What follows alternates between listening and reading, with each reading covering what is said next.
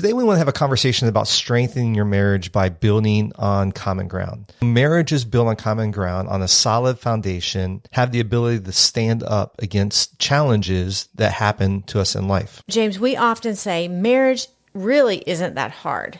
Right. Life can sometimes be hard, and without a sure foundation, it can cause marriage to feel extremely difficult.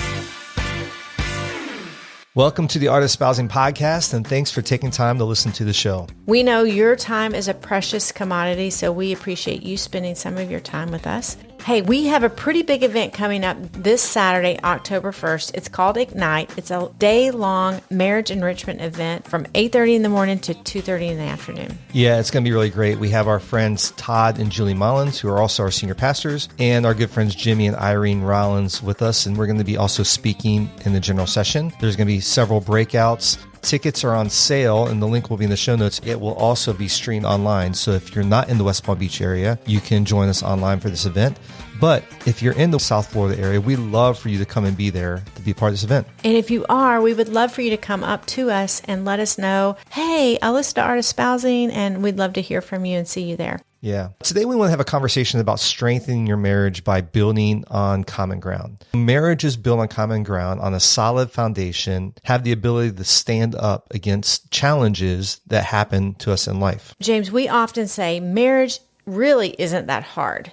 Right. Life can sometimes be hard, and without a sure foundation, it can cause marriage to feel extremely difficult. That's true. So what we want to do is we want to jump right into the discussion and set our time up on this premise that you can build a strong foundation for your marriage by answering three big questions. I'm ready. So the first question is why? What we mean by that is, why does your marriage exist? Why does our marriage exist? This is the purpose question. It's all about the purpose of our marriage. Marriages often struggle because they don't understand or know the purpose or the why their marriage exists. Because they don't know their purpose, many couples, they get stuck focusing their attention on all the problems they face, right? The issues and the conflicts. They concentrate on trying to fix those things instead of living into the purpose that they have. Actually, their energy goes all in that direction instead of a positive direction. That's right. The problem is that we tend to become what we think about. Mm-hmm. As our friend Greg Gorman often says, you gravitate towards what you contemplate. So if you're constantly focusing on differences between yourselves or the issues or problems or conflict, those differences will continue to grow. Those conflicts, those issues will continue to grow because that's what you're focusing on. Right.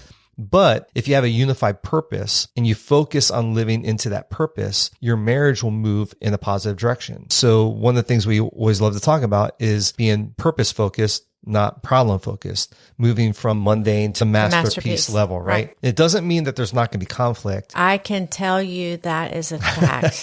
That is a true story. Right. Hashtag facts. Okay, we got you. It simply means you are moving together in the right direction. We do have conflict sometimes, but the truth is because we have a unified purpose, we're constantly moving together in the right direction. Yeah, it drives us back to the right things. There are three general purposes that all marriages are created for. As believers, we know our primary task is to make Jesus known. That's right. And we believe our marriage does make Jesus known. Right. Secondly, we are created to bring God pleasure, and God designed marriage to demonstrate His unconditional love. So those are three general purposes. Right. Every marriage has. Then there's this unique kind of purpose that is designed for each marriage. Right. And when a couple is living into that purpose, they make God known. They bring God pleasure and demonstrate God's unconditional love to the world, to their family, to their friends, to the people in their community. So how do you determine the specific purpose for your marriage? Now, I have to say, James, this is a struggle bus for me, all these questions. And so you can do it, people. We can figure this out. Right. Well, I think it's true. I mean, determining what God has wired your marriage for takes a little bit of work. Yeah. Because there's two individuals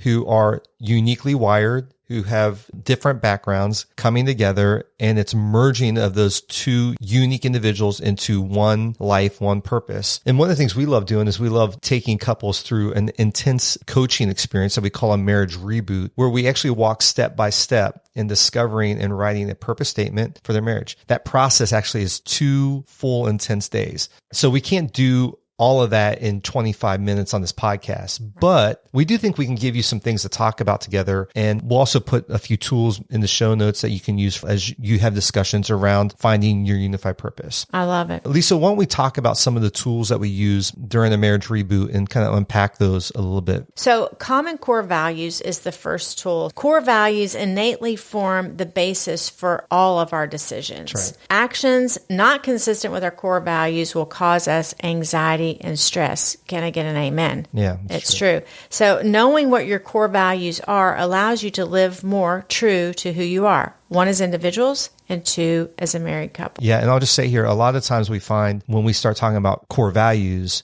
individuals value a lot of things. Right. And if you value everything, you value nothing. Right. So it's really diving down into what are those 3 to 5 things that are really core to who you are. Yeah. But when you focus on those values that you hold in common, you can build on them, make decisions, informing the way the world experiences your marriage. That's right. So, James, you and I have some individual values. I thought it'd be kind of cool if you stated yours, I stated mine, then we can talk about our common ones. So my personal core values are loyalty. I'm loyal to the people around me, and I want there to be that sense of loyalty from the people around me. Integrity is a huge one for me, that you are what you are in private and in public. Quite irritating when that doesn't flesh out with people around you, right? And then significance. I want my life to matter. I want to make a difference with how I live my life. Those are 3 of my personal core values. How about you? Right. Well, I thought I'd just mention you can identify a true core value because you actually look at people around you that you appreciate those things. But sometimes, like what I've seen with you, if people aren't integrous,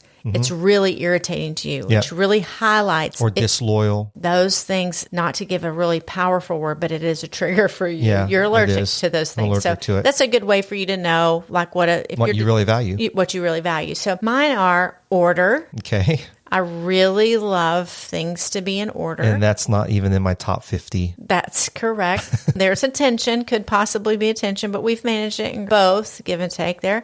Candor. I appreciate honest. I do not like to read between the lines. I want someone to tell me. I want them to be kind. Now, I'm a little sensitive, so I do like it kind, but I don't want to have to pretend or figure out. So I want there to be honest candor back and forth. And a huge one for me, and we've talked about my story on Art Espousing. You can see why this would be, and that is trust. That's right. Trust is a very high value. So if trust is broken with me, it is very hard to regain that, and I have to actually work at that. So those are 3 values that are my personal values that you actually, not that you don't think those are important, but they're not your top 5. Right. But on top of our individual core values, we actually share some values, and those are the things that we can build on. And one of those is authenticity. You can hear it through things like trust for you or candor. For me, it's loyalty, integrity. Those things really are about authenticity. And you're talking about being allergic. Both of us are pretty allergic to people who are not authentic. We can sniff it out like the dog it is. Yeah, that's true. Well, that's exactly right. That's true. It is true. But understanding values, they are the true north. They point you in the direction of being true to how you live. Authenticity for us as a couple. We want to be authentic. We want people to, when they meet us, when they interact with us, to find we are who we are and we don't put on a show. I love it. So the second tool is actually common interest. We talk about common values, but now common interests are really the activities that we have in common. Sadly, too many couples don't do any activities together. Maybe the husband plays golf, enjoys fishing or cycling like myself, and maybe the wife enjoys running or loves paddle boarding or something else. Like coffee drinking with a friend. Yeah, drinking under coffee. A blanket. Yeah, cozy. Exactly. That's an activity. That's a big activity. Yep. But unfortunately, many times couples are going the opposite direction in their activities. So when it comes to relational or recreational intimacy, which we talked about in episode 11, we have to actually be intentional in making plans of finding some things that you can do together to build on common ground. We've had to do that, right? And sometimes it's putting your preferences aside and doing something that is enjoyable for the other person. So like a couple weeks ago, we went and looked for candles. Right. Not something that I particularly enjoy. But you sniffed a lot of candles. I sniffed a lot of candles.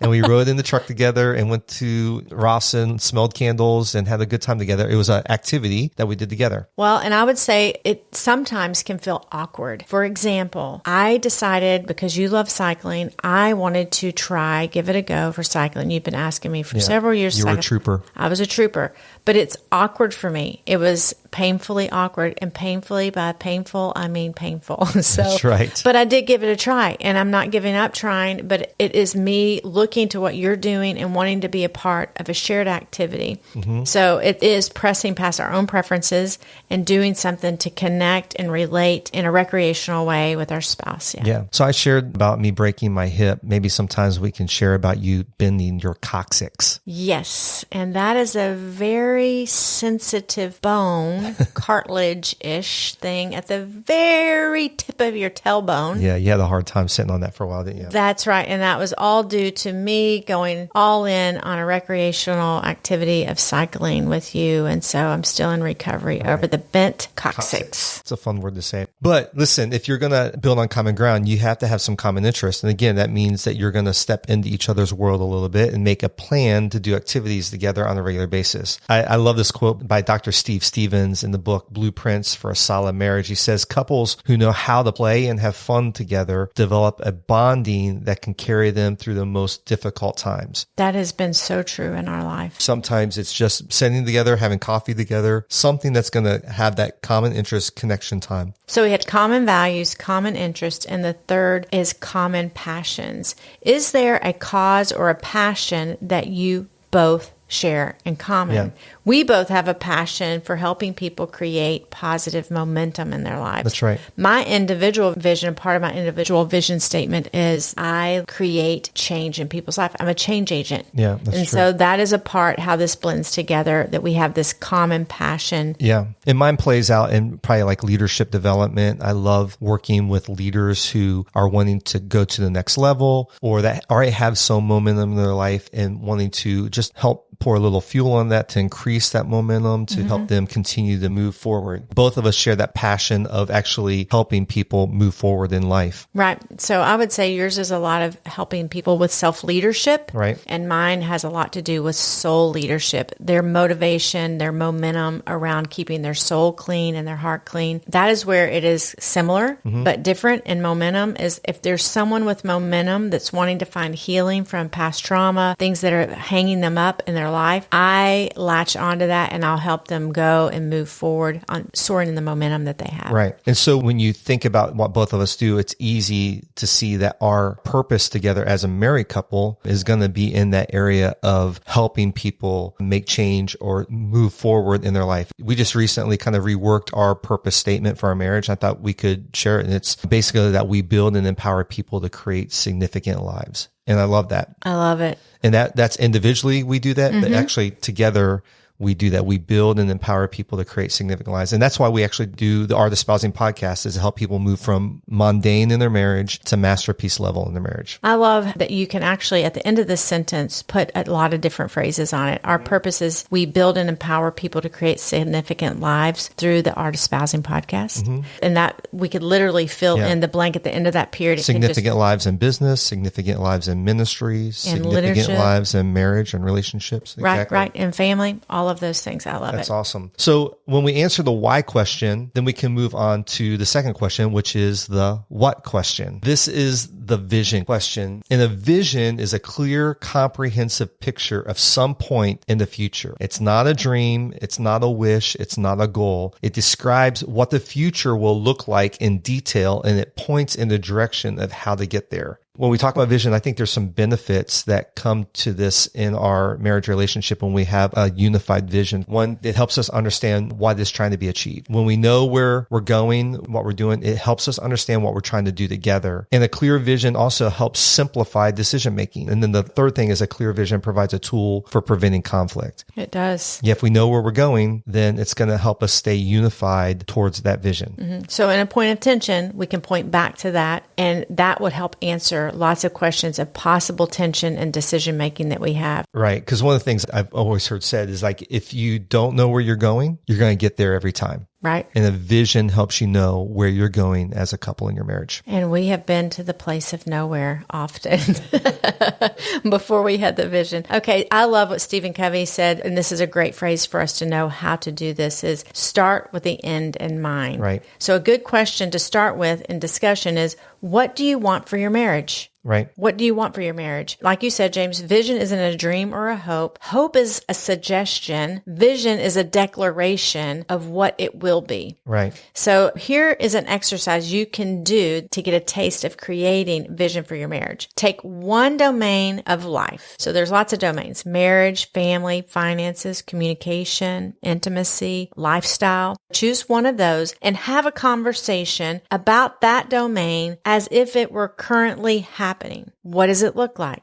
What does it feel like? Talk about it in present tense. Right. Yeah. So you don't want to say we will be. No, we are. It's not like someday we're going to do this. No. Currently, we're experiencing our vision as it is. Don't worry about how you're going to get there, but actually think about being there. Right. Surround yourself in that vision. So, we work with couples and take them through a process of discovering their purpose. And then they take some time to write out their vision in these different domains. When they read it back and they've kind of unified on it, man, it's electric. People are crying. It's like, oh, that's us. That's what we're going to do. And to give you an example of what a vision statement looks like, Lisa, we just recently worked on our vision. We broke down the different domains. And so I thought maybe you would share one of our actual vision statements that we've just recently worked on. Yeah. So this vision statement is in the domain of our career and calling. And so this is future. Yeah. 3 to 5 years from now. That's right. So here it is. We consistently build into the lives of thousands of individuals and married couples by providing resources, content, and coaching, and helping them create significant lives. We actively serve at Christ Fellowship in roles where we help team members move forward in individual leadership, while at the same time regularly speaking at churches around the world and coaching individuals and couples in marriage and executive leadership. We coach and equip church leaders, providing wisdom in a safe place for ministry leaders. Are we doing any of that right now? Not much of it.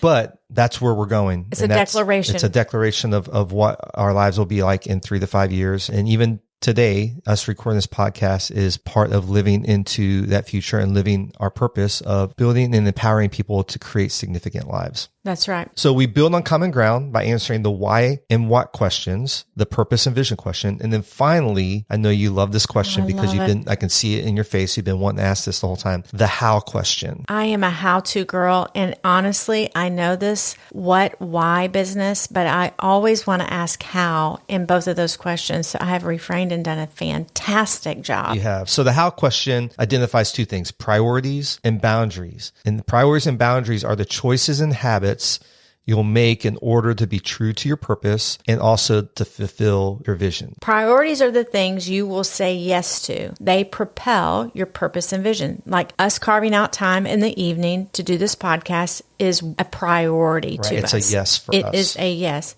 And boundaries are the things you say no to. You want to avoid or limit those things that will keep you from fulfilling your vision or that are not aligned to your purpose. That's right. So this evening, we're not watching a lot of TV. Right. It's a boundary we put up, and our yes is recording this podcast. Right. So one of my favorite axioms for priorities is the statement that yes lives in the land of no. Think about that. For every yes, there's going to be a lot of no's. Mm-hmm. Every time you say yes to something, or every time we say yes to something, we're actually saying no to something else. You're saying yes to something that's maybe good, but then you have to say no to something that's maybe better. And as a couple, you need to determine how to set priorities that will protect your vision. Right. So I am a yes girl. I have a problem with yes. So I've been exercising my no muscle. Mm-hmm. I love people. I'm a peopling people person. That's a lot of people's. Yes. Yes. This vision for us in these different domains and our purpose statement has helped me define the no in my own life. Right. It removes this tension between the two of us, or it allows me to have a conversation with you of going, does this make sense that I would say yes to this or no to this? Right. And it has actually eliminated a lot of frustrating tension points because you can see I'm processing and working doing that and trying to make priorities. This can come with finances, right? All the domains. Yeah. Yeah. So in our purpose, again, going back to build and empower people to create significant lives. If we're going to spend a large amount of time on something or with somebody, we want to make sure that it's living into our purpose, that it actually is building into that person or those people, or that it's creating significance in their lives. Okay. So a couple of tools that we use with couples when doing a marriage reboot are SMART goals and a tool that helps a couple determine what they need to manage for and manage against. Yeah. SMART goals are specific, measurable, achievable, relevant, and time-bound. This would be a fantastic discussion to have. What are the actions that you need to prioritize to move toward the desired outcome? It could be as small as praying together daily or taking a walk at night to debrief the day and talk about your vision. It gives you a lot of momentum because you're accomplishing things. It's fantastic. Right. Okay, so the second tool is the Manage For and Manage Against tool that helps identify those things that steal time and life away from your purpose and vision. So we need to get a plan to manage against those things that steal our time, and then get a plan to manage for the things that feed your purpose and vision. So, for example, managing against something is time wasters for us. We do love to veg out in Netflix. Yep. And just binge on that. It is a time waster. There's value to it, but Right. if it's consuming our whole evening, time waster. So we have to manage against doing that. A manage for is, I love to look at it this way. We've heard it of, it's important, but not urgent. That'll Right. kind of define what you need to manage for. And for us, that's our prayer life. We're both pastors. You would think, oh, our prayer life must be rich and just, we're Yeah. in the prayer closet together all day. No, we're not. We manage for that time together. So daily we've set a rhythm of praying together. Now that may be a short prayer, it may be a long prayer, but it is specifically, and I even have a habit tracker. That's true. That's good. Recently we did a follow-up connect with a couple that we had done a marriage reboot with. They walked through the entire process with us. And I remember when we got to the vision piece, There was some tension getting there.